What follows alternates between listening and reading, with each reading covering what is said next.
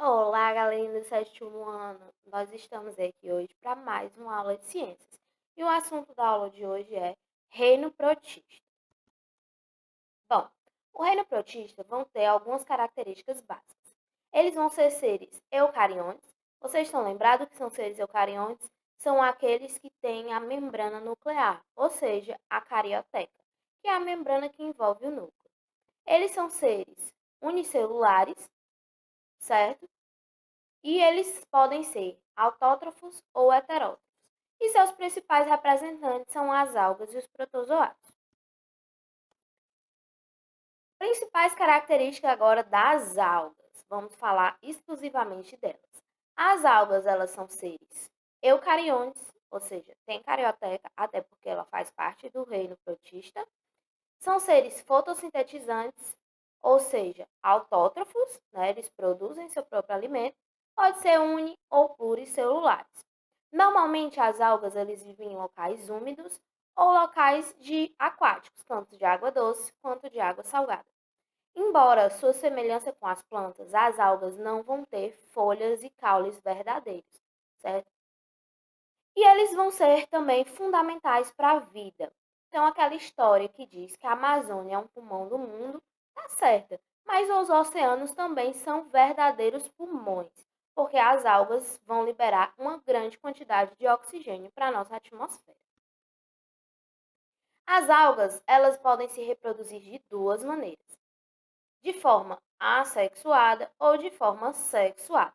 Vamos falar agora da forma assexuada. De forma assexuada, ela pode se reproduzir por bipartição, quando eu tenho uma alga e aí ela começa a fazer uma fissura, ou seja, partir o seu corpo ao meio para dar origem a duas algas, certo? Outro meio que eu tenho é fragmentação, que é quando um pedaço da alga vai cair no chão e germinar, dando origem a uma nova alga. E a zoosporia, que é aquela que eu vou ter a formação de zoósporos, que são parecidos com os esporos, certo? Que vão se liberar e vão fixar em um determinado local para dar origem a uma nova alga. Já na reprodução sexuada, vai precisar da reprodução assexuada, certo? Mas vamos para a parte sexuada. A parte sexuada ela vai envolver a presença de gametófitos. Esses gametófitos vão ser masculinos e femininos. Esses gametófitos vão se encontrar, liberar os gametas, masculino e feminino, que vão se fecundar e dar origem a um zigoto, certo? E aí esse zigoto vai dar origem a um esporófito.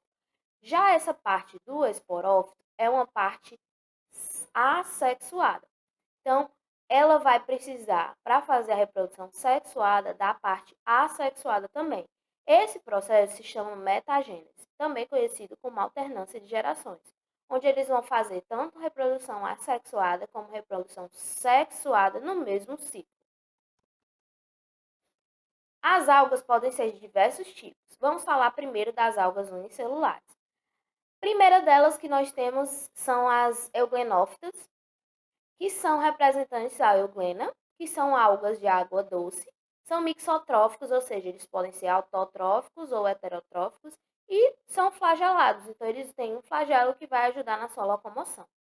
Outro tipo de alga unicelular são as bacilariófitas, que elas são aquáticas, são imóveis, então elas ficam ali somente na coluna da água, então ela vai para onde a água a levar, e ela é formada por sílica, certo? Então ela tem uma placa bem rígida de sílica, denominada de teca, que é como se fosse duas válvulas que vão formar essa alga. E nós temos os dinoflagelados, que podem ser somente autotróficos ou podem ser mixotróficos, ser autotróficos ou heterotróficos. Mas, professora, não entendi muito bem esse mixotrófico. Então, quando tem luz, ele capta o alimento por meio da energia solar, e quando não tem luz, ele trabalha como heterotrófico. Então, ele procura micro-organismos na água para ele se alimentar. Eles também são seres flagelados, certo? Eles vão ter um flagelo para a sua locomoção. Essas algas dinoflageladas, elas têm grande importância, porque elas são responsáveis pelo fenômeno chamado de maré vermelha, que é quando acontece um bloom de algas vermelhas, ou seja, uma floração exagerada dessas algas, e aquela água começa a ficar na coloração avermelhada. e ela também é responsável pelos brilhos da maré. Então, quando você está na praia e a onda vem e quebra na costa, você vê como se fosse glitter na água, aquilo ali são os dinoflagelados fazendo bioluminescência, ou seja, liberando luz, muito semelhante aos vagalumes, certo? Nós também temos algas pluricelulares, que são também denominadas de macroalgas, né, porque elas têm um tamanho muito maior. Então, nós temos as clorofícias, que podem ser tanto unicelulares como pluricelulares. Por quê? Na água que nós bebemos, costuma ter uma certa quantidade de algas verdes unicelulares, certo? São tão pequenininhas que a gente não consegue enxergar. Elas normalmente estão em locais úmidos ou em ambiente aquático e elas vão ser muito importantes por formar associações simbióticas, que são os líquens, que são associações entre algas e fungos, certo? Nós vamos ter também as feofícias, que são da coloração marrom, graças a um pigmento chamado de fucoxantina, que elas vão formar as florestas marinhas, conhecida como floresta de Kelps, essa que tem na imagem abaixo. E as rodofícias, que vão ter o pigmento vermelho, graças à ficoeritrina, certo?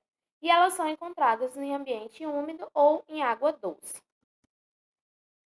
Agora, passando para os protozoários. Os protozoários, eles são seres unicelulares, eucariontes, são heterotróficos, ou seja, eles buscam o próprio alimento, eles não fazem fotossíntese. Eles podem viver tanto isolados como em colônia.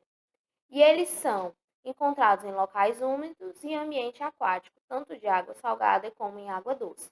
E uma característica principal, eles podem ser de vida livre, ou seja, estar solto na natureza, ou serem parasitas, estar habitando algum ser vivo. Bom, os protozoários, eles podem ser classificados de acordo com a sua locomoção. Por exemplo, eles podem ter pseudópodes, que é no caso da ameba, eles têm pseudospés que vão ajudar ele a andar, certo?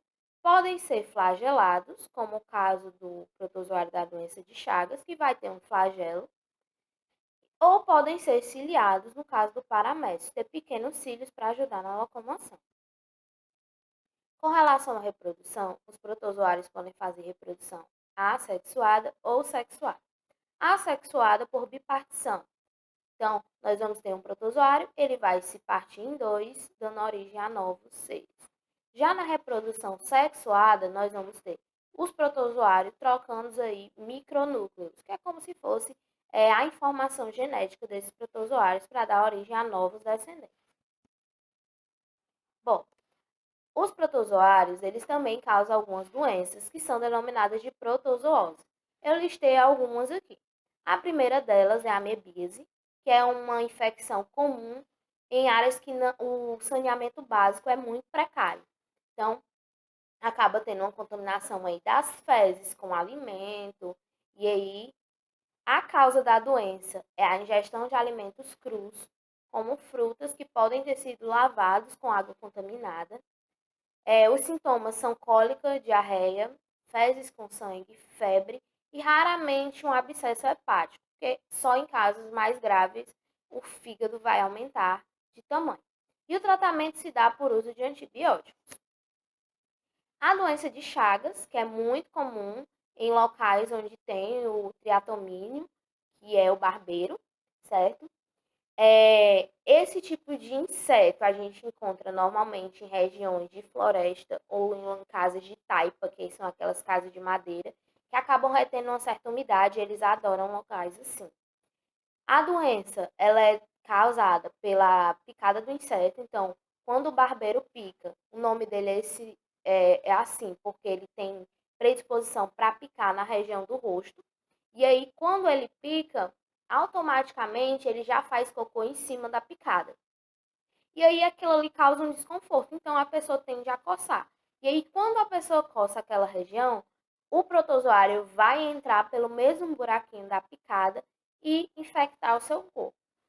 Os sintomas vão ser inchaço, febre e, mais grave, insuficiência cardíaca. Bom, o tratamento se dá por meio de antiparasitário ou de alguns outros remédios para amenizar os sintomas. Um fator importante é que a doença de Chagas não tem cura, mas tem tratamento. Você consegue levar uma vida normal, né, vamos dizer assim, viver até o seu tempo determinado aqui na Terra, certo? Outra doença que nós temos é o calazar. O calazar é uma zoonose, então uma doença aí de interesse epidemiológico. Ela é causada pela picada do mosquito palha, e aí quando o mosquito palha pica, ele vai transmitir o Leishmania chagas, que é o protozoário.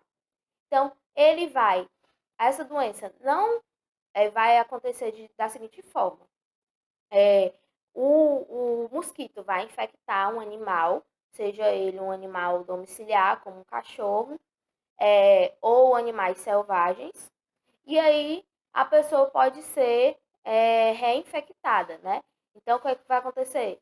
O animalzinho em si, ele não vai transmitir a doença para a gente. Então, o mosquito tem que ir lá, picar o animal infectado e depois nos picar para que a doença seja transmitida para o ser humano, certo? O animalzinho mesmo não transmite a doença. Os sintomas vão de lesão na pele, febre, perda de peso, inchaço no baço ou no fígado. O tratamento se dá por uso de antiparasitários.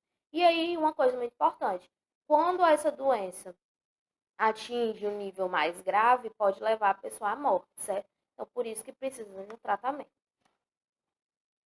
Nós temos também aí a malária, que vai ser uma doença causada também pela picada de um inseto, certo? Que não é muito comum na nossa região, é mais comum em regiões de floresta como a Amazônia. E aí, quais vão ser os sintomas? A pessoa vai ter fraqueza, febre, mal-estar, fadiga no corpo. E o tratamento da malária se dá por uso de injeção, certo? De vacina.